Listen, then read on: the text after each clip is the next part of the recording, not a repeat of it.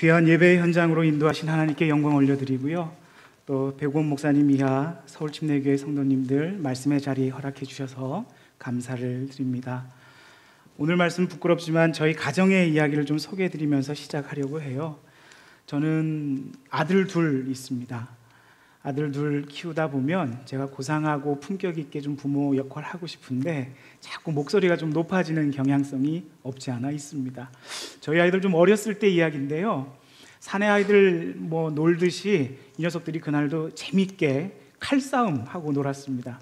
근데 아이들이 부쩍부쩍 크지 않습니까? 그러다 보니까 큰 아이가 좀 과격하게 칼을 휘둘렀는데 둘째 아들 다리에 탁 맞았는데 그만 상처가 났어요.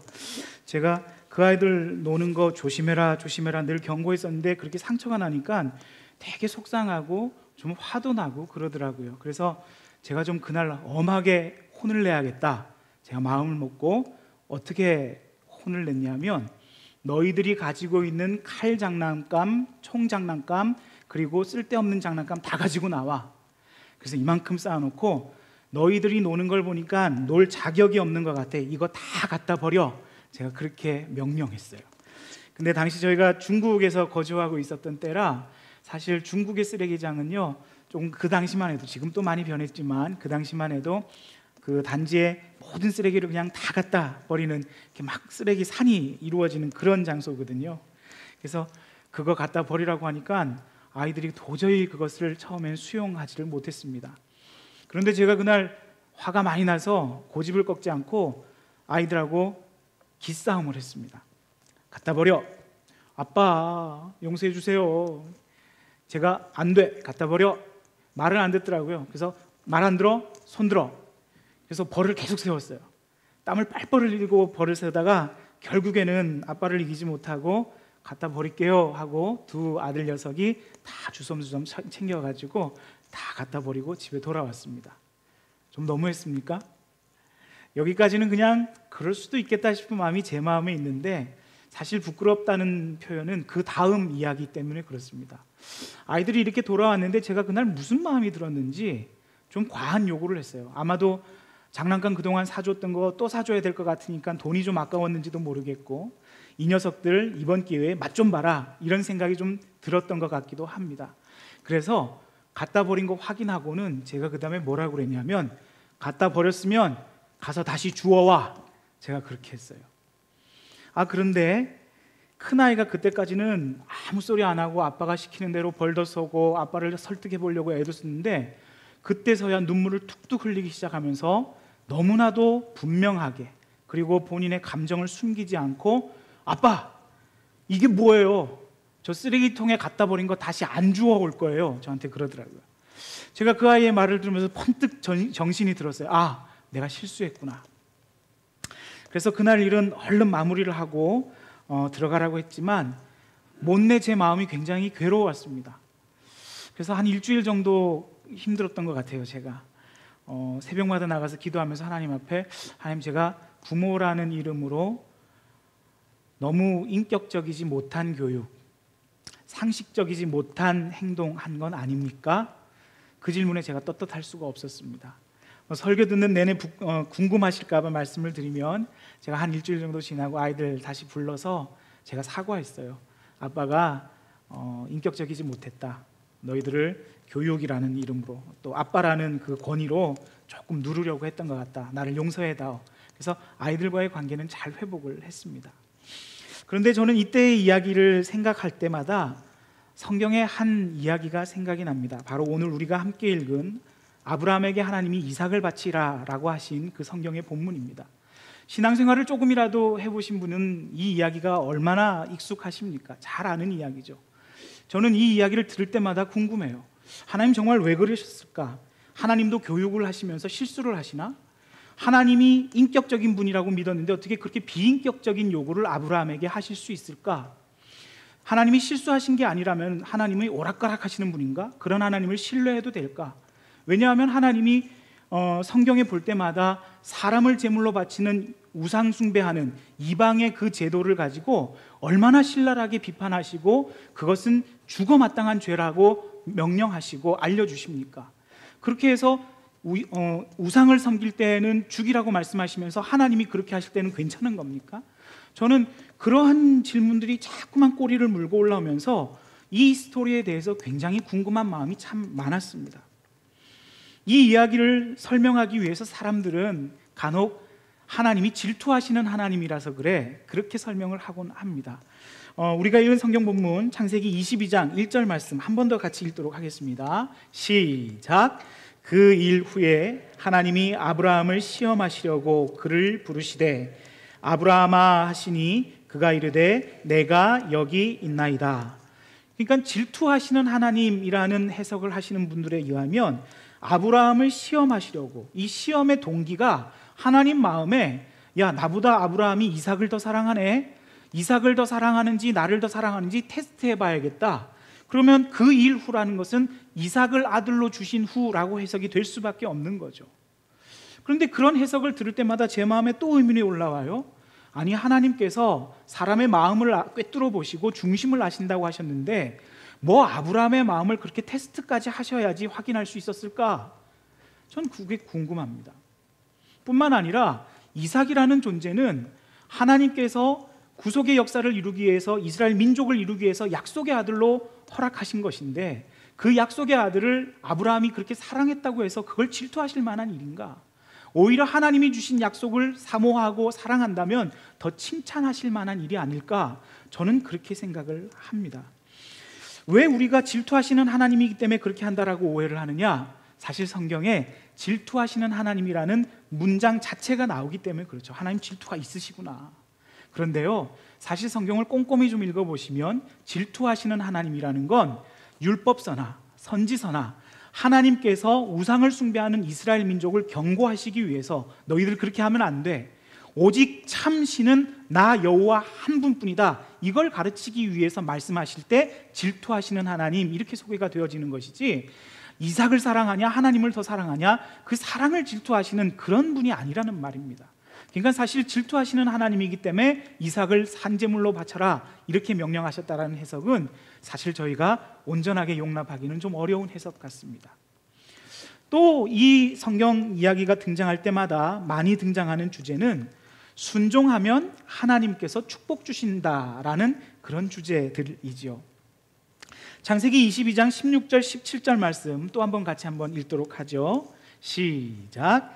이르시되 여호와께서 이르시기를 내가 나를 가리켜 맹세하노니 내가 이같이 행하여 내 아들 내 독자도 아끼지 아니하였은즉 내가 내게 큰 복을 주고 내 씨가 크게 번성하여 하늘의 별과 같고 바닷가의 모래와 같게 하리니 내 씨가 그 대적의 성문을 차지하리라. 아멘. 여기 보시면 16절이 원인 구절 같고 17절은 결과 구절 같습니다. 아브라함을 향하여서 하나님께서 내 아들 내 독자도 아끼지 아니하였기 때문에 뒤에 바로 축복을 약속하시잖아요. 내게 큰 복을 주고 내 씨가 번성하고 하늘의 별과 같이 바닷가의 모래와 같이 민족을 풍성하게 하겠다. 이렇게 보면 아브라함이 순종해서 축복받았구나, 이것 자체로는 맞는 것 같아요. 그리고 성경 전체의 주제를 돌이켜볼 때도 순종을 통해서 하나님이 일하시고 순종 없이는 하나님 나라의 역사가 나타나지 않는다는 것을 우리에게 많이 말씀해 주시죠. 그러나 제가 또 궁금해진 건 뭐냐면 아브라함에게 축복을 약속하신 장면이 22장이 처음일까요?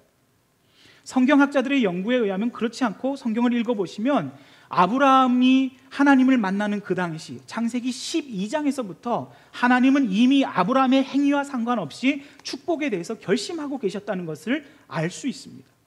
아브라함을 갈대아 우르에서 부를 때부터 아브라함이 갈 바를 알지 못하고 어느 땅으로 갈지 모르고 믿음으로 그 한 걸음을 내디딜 때부터 하나님께서는 내가 너로 큰 민족을 이루게 하고 약속의 아들을 줄 것이고 하늘의 별과 같이 바다의 모래와 같이 어마어마한 자손들을 줄 것이다, 그 말씀을 하셨고 성경이 반복될 때마다 하나님의 약속은 또 등장을 합니다. 그러니까 22장에 처음 등장하는 축복의 약속이 아니니까 사실은 이 인과관계는 오늘도 아브라함이 순종한 그 모습을 보시면서 여전히 하나님께서는 하나님이 원래 품으셨던 축복의 계획을 실행하고 계시고 하나님이 가지고 계셨던 섭리를 이어가고 계시다라는 차원에서 말을 해주신 것이지 이삭을 바쳤기 때문에 아들을 나에게 주었기 때문에 너를 축복할게, 그렇게 보기에는 어렵다는 것입니다. 그렇다면 우리는 성경을 도대체, 그리고 오늘 창세기 22장을 도대체 어떻게 보는 것이 가장 좋은 방법일까? 복음적이고 건강한 성경학자들은 이 성경의 본문은 철저하게 구속사적 관점으로 읽어야 된다라고 저희들에게 알려주고 있습니다. 구속사라는 것이 무엇일까요? 성경 사전을 보면 구속사를 이렇게 정의합니다. 성경에 나타난 하나님의 모든 행위가 인간 구속의 역사들을 전개하고 있는 것이라고 보는 관점. 쉽게 말하면 하나님이 행위하시는 모든 행위가 인간을 구원하기 위한 행위의 방편이고 한 부분이다. 그래서 우리는 성경에 등장한 수없이 많은 스토리와 성경 구절들을 그런 하나님의 구원의 계획의 일부가 있는지 없는지 그걸 확인하면서 읽어야 된다라고 가르쳐 주는 것입니다. 저는 이 관점에 굉장히 동의하는 사람이고요. 또 이동호 목사님 구속사라는 성경 공부를 가르치시는데 그것을 공부해 보시면 더 확신을 할 수가 있습니다. 오늘의 본문도 바로 구원하시는 하나님을 찾아내는 것이 옳은 해석의 포인트입니다. 하나님이 우리를 얼마나 사랑하시는지, 하나님은 어떤 구원의 계획을 가지고 계시는지 역사의 한 시점에서 그것을 이야기하실 필요성이 하나님에게 생기셨습니다. 그런데 하나님의 그 구원의 계획은 설명하기도 매우 복잡하고 어렵고 또 들을 때마다 마음을 불편하게 하는 이야기이기 때문에 필요 조건이 있어야 됐어요. 이 이야기를 하려면 꼭 등장해야 되는 인물들이 어떠한 조건을 갖추어야 됐다는 말이죠. 아브라함이라는 인물을 그렇게 해서 준비시키신 겁니다. 아브라함에게는 하나님을 절대적으로 신뢰하는 믿음이 있어야 됐고요. 또 아브라함에게는 정말로 자신의 목숨과도 바꿀 수 없는 귀한 것, 아들이 있어야 되는 조건이 있었습니다. 하나님은 그것을 아브라함의 인생을 통해서 준비시키셨어요. 아브라함이 처음 하나님을 만났을 때부터 인간적인 마음으로 실수할 때도 있었지만, 하나님을 의심할 때도 있었지만, 하나님은 언제나 신실하게 아브라함의 인생을 인도하셨고 아브라함의 인생을 어떻게 해나가실 건지를 계속적으로 약속해 주셨던 그 모습들을 성경에 기록하고 있지 않습니까? 아브라함은 그 과정을 통해서 하나님을 철저하게 신뢰하는 법을 배웠고, 하나님이 하신 말씀은 반드시 이루어지고 하나님이 약속하신 약속은 언젠가는 주어진다라는 것을 깨닫게 되었습니다. 그 절정이 아들 이삭이었죠. 이삭을 주시겠다고 약속한 지는 오래됐는데 너무너무 오래 기다렸어요. 그래서 다른 아브라함의 방편도 써보았어요. 그러나 하나님은 그것도 아니라고 하시고 결국에는 아브라함이 100세가 되어서야 이삭이라는 아들을 품에 안게 되었습니다. 그러니까 저는 그 100세가 될 때까지 아들을 계속 지연시키면서 기다리게 하신 것도 그 기다림 속에 아들이 얼마나 귀한 것인지를 깨닫게 하시려고 그런 것 같아요. 주실 거면 좀 빨리 주시면 좋은데. 이렇게 해서 아브라함의 믿음과 사랑하는 독자 이삭에 대한 마음이 준비되어졌을 때 하나님이 창세기 22장 아브라함을 부르십니다. 아브라함아, 아브라함아. 이렇게 아브라함을 불렀을 때 아브라함은 인생의 모든 것을 이룬 상태였습니다. 하나님의 모든 약속을 맛본 상태였습니다. 너무너무 행복했어요. 평안했어요. 네, 하나님, 제가 여기 있습니다. 그런데 이게 웬일입니까? 하나님께서 하신 명령은 내가 너에게 주었던 아들을 다시 나에게 다오. 이해할 수가 없었습니다. 그러나 준비되었던 신뢰와 믿음이 있었기 때문에 하나님이 하시는 말씀에 감히 반대하지 못하고 따지지도 못하고 아브라함은 순종하게 됩니다. 하나님의 명령이 이상했기 때문에, 더할 나위 없이 이상했기 때문에 오히려 더 묻지 못하는 아브라함의 심정이 거기에 있지 않았겠습니까? 그리고 가장 사랑하는 아들을 제단에 올려놓고 아브라함은 결코 가볍게 생각할 수가 없었습니다. 혹시라도 내가 이삭을 하나님께 올려드리는 흉내만 내도 그거 잘했다고 하시지 않을까? 그냥 내가 하나님을 믿는 척만 해도 용서해 주시지 않을까? 이거 철회하시지 않을까? 이렇게 믿은 게 아니었어요. 히브리서 11장 19절 말씀을 보면 같이 한번 읽어볼까요? 시작.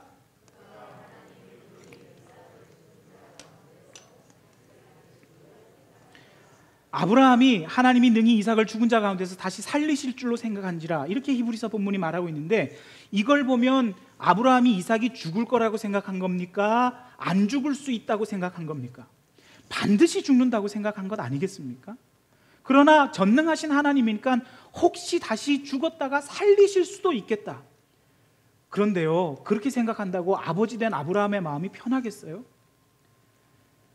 나에게 주신 아들인데, 아들아, 하나님이 너 죽어도 다시 살리실 거라는 믿음이 나에게 있거든. 그러니까 한 번만 죽어. 여러분 그렇게 하실 수 있습니까? 죽다가 살아나도 트라우마는 남아있지 않겠습니까? 이삭에게도 그 상처는 남을 거고 아브라함에게도 그 상처는 남을 겁니다. 너무너무 어려운 마음으로, 불편한 마음으로 하나님의 명령을 수행한 것이 아브라함의 순종이었습니다. 하나님이 하신 말씀을 따라서 아브라함이 이제 칼을 빼어들고 이삭을 죽이려고 합니다. 하나님의 마음이 급해지셨어요. 잠깐만 내 손을 멈춰라. 아브라함의 손을 잡으신 이후에 하나님은 기쁘셨을까요? 아브라함의 마음이 불편한 만큼 하나님의 마음도 굉장히 불편해지셨습니다. 왜냐하면 이삭을 올려드리는 아브라함의 심정이나 앞으로 독생자 예수 그리스도를 죽음으로 내몰아야 되는 하나님의 심정이나 동일한 선상에 있었기 때문에 그렇습니다. 창세기 22장 12절에 내가 내 아들 내 독자까지도 내게 아끼지 아니하였으니 내가 이제야 내가 하나님을 경외하는 줄을 아노라 라고 하신 이 말씀에서 하나님께서 표현한 내 아들 내 독자라는 이 단어는 신약 성경에 넘어가면 정확하게 예수 그리스도를 지칭하시면서 내 기뻐하는 아들 독생자라고 지칭하시는 예수 그리스도를 표현하는 그 단어입니다. 그러니까 정확하게 이 아브라함의 사건은 예수 그리스도가 인류를 구원하기 위해 아버지로부터 버림받고 독생자 아들 예수 그리스도를 죽음으로 내몰아야 되는 하나님의 구원 계획을 예표하는 사건인 것이 분명합니다. 하나님의 마음은 아프셨어요. 아브라함만큼 아프셨어요. 아니, 아브라함은 상상하지 못할 만큼 하나님의 심정은 더 복잡해지셨고 슬픔 가운데 가득 차셨습니다. 하나님의 마음은 사람들에게 어떻게 설명할 길이 없기 때문에 아브라함이라는 인생을 통해서 우리에게 샘플로 보여주신 거죠. 하나님은 전지전능한 분입니다. 하나님은 모든 일을 하실 수 있는 분입니다. 그렇다고 해서 하나님에게 감정이 없거나 마음이 없는 것은 아닙니다. 제가 신앙생활의 초기에 저는 하나님에 대해서 그렇게 착각했어요. 하나님 힘 있으신 분이니까, 하나님 전지전능하신 분이니까 무슨 일을 행하시든지 능히 하시지, 가볍게 하시지. 네, 맞습니다. 문자적으로 맞습니다. 그러나 능히 하실 수 있다고 해서 하나님 마음이 안 아프셨다, 그건 아니잖아요. 그런데 우리가 자꾸만 착각하는 것은 하나님 능력 있으신가 쉽게 하셨지, 그게 아니라는 걸 자꾸 우리한테 말씀해 주시는 거예요. 어떻게 그게 쉬운 일일 수 있습니까? 어떻게 하나님의 사랑과 하나님의 은혜가 당연한 것일 수 있습니까? 하나님의 마음이 아프신 만큼 그 복음은 귀한 것이고 가치 있는 것이죠. 여러분이 이미 아시듯이 오늘 창세기 22장에 제일 유명한 단어로 등장하는 것은 여호와 이레라는 단어가 등장합니다. 아브라함이 이삭을 잡을 때 이삭을 대신해서 제물을 준비하신 것을 보고 여호와 이레 고백하시지 않습니까? 하나님이 준비하셨다, 여호와께서 준비하셨다는 건데, 우리는 신앙생활의 수준을 하나님이 준비하셨어, 나의 축복을, 내가 갈 길을, 내 직장을, 내가 돈 벌 것을, 내 자녀의 인생을, 그런 것도 하나님이 다 주관하시고 준비하시죠. 그러나 그것보다도 더 훨씬 큰 의미는 하나님께서 우리를 구원하시기 위한 그 계획을 준비하셨다는 거죠. 여러분, 신앙생활 하시면서 어떤 때가 가장 기쁘세요? 저는 목회자의 가정에서 태어나서 목사의 아들로 자랐습니다. 1세대 목사님들 목회하시는 것 여러분 상상 잘 되시잖아요. 어려운 교회 생활하면서 다 그렇게 하는 줄 알았고 목사들은 다 그렇게 헌신한 줄 알았습니다. 저는 그게 기뻤습니다. 기타를 배우면 찬양 인도할 수 있어서 기뻤고 하나님 좋아하실 거야, 나의 헌신을 보아주시겠지. 심지어는 저는 교회도 지었습니다. 교회 건축이 많이 일어날 때 저희 아버지도 교회 건축하셨는데요, 저 그때 제 기억에 중학교 3학년이었던 것 같아요. 그때 벽돌짐 지고 시멘트 포대 나르고 제가 그 교회를 지은 지분이 있습니다.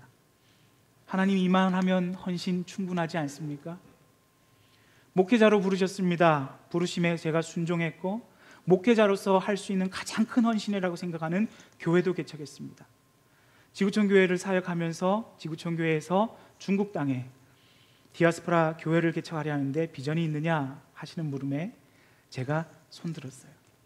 그리고 정해주신 지역으로 나가서 교회를 개척했습니다. 지구촌교회가 많이 도와주셨음에도 불구하고 쉬운 일은 아니었습니다. 처음 저희 네 가족이 가서 그 큰 교회에서 예배를 드리다 4명이 예배를 드리니까 참 막막하더라고요. 정말 눈물도 많이 흘렸습니다. 제가 그래서 인간적이지만 표현하면 그 교회를 개척하고 교회가 막 성장하고 하나님께서 부흥을 주셨을 때 제가 피땀 눈물 영혼을 갈아 넣은 것 같다라고 제가 표현을 했어요. 저는 그렇게 헌신했고 하나님 그거면 기뻐하실 거라고 생각했는데요, 어느 날 그렇게 성장하고 정말 재미나고 아름다웠던 교회에 중국 종교공안 26명이 저희를 찾아왔어요. 저희가 나중에 카메라를 다 보니까 저희가 인원을 살렸더니 26명이나 왔더라고요. 저희가 일부 예배 드리고 있었는데 저희 예배를 중단시키고 당시에 그 예배 처소에 있었던 모든 사람들의 신상을 다 조사하고, 또 함께 있었던 저와 목사님들은 공안서로 다 끌고 와서 조사를 시작했습니다. 이해할 수가 없었어요. 왜냐하면 평소에 종교국과의 관계도 좋았었고 예배를 허락도 받았었고 그렇게 진행했었는데 왜 갑자기 이런 일을 하나. 일이 급속하게 진행되어지면서 흥미롭게도 교회는 지금도 예배를 드리고 다음 목사님 파송해서 교회는 계속적으로 예배를 드리고 있는데 유독 저만 강제 출국을 당했습니다. 비자를 만료시키고 나가라고 하더라고요. 속상했어요. 마음이 아팠어요. 그 사이에 기도도 참 많이 했던 것 같습니다. 하나님, 제가 하나님을 위해 헌신하지 않은 부분이 있습니까? 하나님이 이 자리에 있으라고 해서 있었고 교회에 있었으면 좋겠다고 해서 개척도 했는데 왜요? 이제 조금 교회가 틀을 잡고 사람들이 모였고 예배하면 예배하는 맛도 나고 목회자로서 뭔가 이루어져 갈 것 같은데 왜요? 하나님, 저 마음이 너무 아파요. 속상해요. 제 심정이 어떠냐면 제가 힘을 다해서 양육하고 아꼈던 그 아들이 생이별 당하는 것 같아요. 아이를 빼앗기는 것 같아요. 제가 기도 때 그렇게 외쳤던 것 같아요. 하나님이 그때 나도 그 마음 안다 그러시는 것 같더라고요. 하나님 어떻게 아세요? 제가 그 말을 하고도 곰곰이 생각해 보니까 하나님이 이미 아시더라고요. 제 가장 소중한 걸 빼앗긴 것 같아서 너무 아프다고 하시는 저에게 나도 이미 가장 소중한 걸 잃어봤어, 그렇게 말씀하시더라고요. 오늘의 말씀이 그런 말씀 아닙니까? 하나님이 우리에게 내어주신 독생자 아들 예수 그리스도는 그런 존재셨습니다. 예수님께서는 그런 아픈 하나님의 마음을 아시고 그분도 아프시지만 온전한 순종으로 우리에게 던져지셨습니다. 여러분, 이런 하나님의 마음을 아셔야 됩니다. 우리는 자꾸만 착각합니다. 내가 무언가를 해서 하나님을 감동시키면 신앙생활 잘하는 것이라고 생각합니다. 아니요, 그것도 중요하지만, 그것도 하나님이 기뻐하시지만 그것보다 우선할 것은 하나님께서 우리에게 하신 일을 생각하고 그 일이 내게 감동이 되어지고 그 감격 때문에 내가 오늘을 하나님의 자녀로 나는 이렇게 살 수밖에 없습니다. 그게 신앙생활이죠. 이 복음이 깨달아지지 않으면 우리는 제대로 믿음 생활을 할 수 없어요. 전도도 할 수 없어요. 복음을 전할 수도 없어요.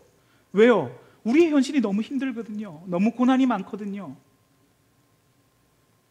목회를 하다 보면 힘든 사람들 너무 많이 만나는 것 같아요. 인생 자체가 힘들어요.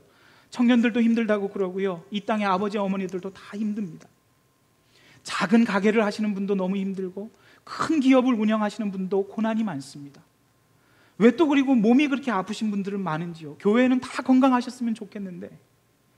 그런 성도들을 만날 때마다 목사로서 자꾸만 기도합니다. 하나님, 저 신유의 은사 주시면 안 돼요? 손대서 기도하면 병 부쩍부쩍 나으면 안 됩니까? 제가 성도의 업장을 찾고 기업을 찾아서 기도하면 그 기업이 부쩍부쩍 일어나는 축복의 문이 좀 열리게 하시는 능력 좀 주시면 안 됩니까? 제 마음에 사심이 없어요. 하나님, 네가 좋으려고 그러지 그런 거 판단하실까요? 제가 순수하게 그런 마음을 가지고 있어도 하나님께서 그거 다 안 주시지 않습니까? 그럼 어떻게 해야 됩니까? 그러면 전도 못합니까? 목회 못합니까? 여러분이 만나셔서 교제하시는 그 많은 이웃들, 사람들은 어떻게 예수 그리스도를 여러분이 소개하실 겁니까? 예수 믿어도 별 볼 일 없더라. 거기에 여러분은 어떻게 말씀하실 거냐고요. 우리가 말할 것 다 한 가지입니다. 인생이 힘들어도, 내 몸이 병들어도 내가 설명할 수 있는 것 한 가지는, 내가 왜 이렇게 지금 힘든지는 모르지만 그래도 하나님은 나를 사랑하셔. 어떻게 그걸 아는데? 하나님은 병을 낫게 하시는 것보다 더 귀한 아들 예수 그리스도를 내게 주셨거든. 내 가정이 잘 되는 것보다 더 귀한 생명을 나에게 주셨거든. 그 생각이 분명해야 전도하실 수 있지 않을까요? 그 복음이 명확하시고 감격이 있어야 믿음 생활 감당하시지 않을까요? 저는 서울침례교회가 이런 교회가 되기를 원합니다. 하나님의 마음을 아시고 하나님의 심정을 깨달아서 복음이 충만하시고 은혜가 충만한 교회 되시기를 주님의 이름으로 축원드립니다. 뜻이 있어서 서울침례교회를 오랜 역사가 있게 하셨고 전통도 문화도 심어주셨습니다. 그런데 오랜 역사의 그 시간의 기록만을 가지고 만약 우리가 그 속에 하나님의 마음이 심겨져 있지 않다면 우리는 어쩌면 껍데기만 갖고 있을지도 몰라요. 이 좋은 교회에 하나님의 심정이 더 풍성하게 담겨지시는 그 기쁨과 그 능력을 맛보시는 저와 여러분 되시길 주님의 이름으로 축원드립니다. 제가 오늘 말씀 준비하면서 계속적으로 흥얼거려지는 그런 찬양이 있었습니다. 여러분 잘 아시는 그 크신 하나님의 사랑. 우리 습관적으로 이 찬양하지 마시고 오늘 이 말씀 기억하시면서 함께 찬양으로 한번 고백하시면 좋겠습니다.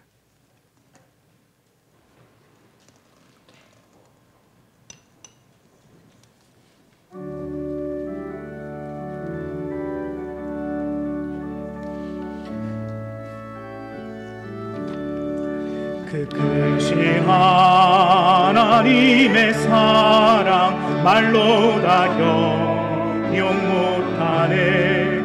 저 높고 높은 별을 넘어 이 낮고 낮은 땅에 죄범한 영혼 구하려 그 아들 보내사 화목제물 삼으시고 죄 용서하셔.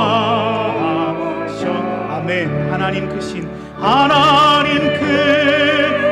사랑은 증량나무 안에 영원히 변치 않는 사랑 성도여 찬양.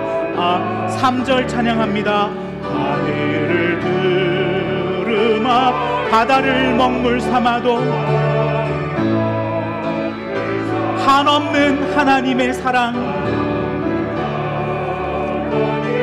다 기록할 수 없겠네. 하나님의 크신 사랑, 하나님의 크신 사랑 그 어찌 닿았을까.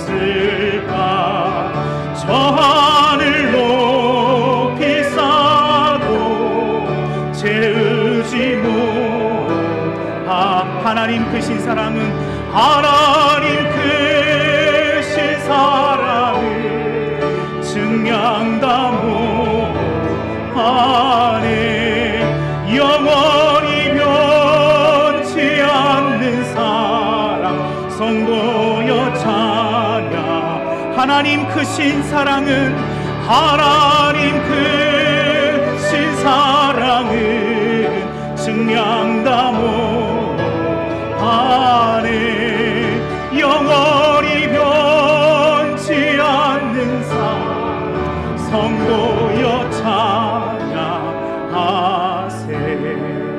그렇습니다. 하나님은 태초부터 우리를 계획하시고 구원하시려고 독생자 아들 예수를 우리에게 내어주셨습니다. 하나님이 세상을 이처럼 사랑하사 독생자를 주셨으니 이 말씀을 접할 때마다 우리의 마음에 감동과 감격이 있게 하여 주옵소서. 그리하여서 하나님의 마음이 깨달아졌기에 하나님의 사랑과 은혜가 어떠한 것인지를 알았기에 오늘을 살면서 우리는 예전과 같이 살지 아니하고 하나님의 거룩을 담는 자녀로 살아갈 수 있도록 능력이 되어 주옵소서. 오직 예수 그리스도의 십자가 복음이 우리의 삶의 근본이 되게 하여 주옵소서. 주께서 우리를 그 복음 가운데 승리케 하여 주실 줄로 믿사오며 우리를 구원하신 예수님의 이름으로 기도드립니다. 아멘.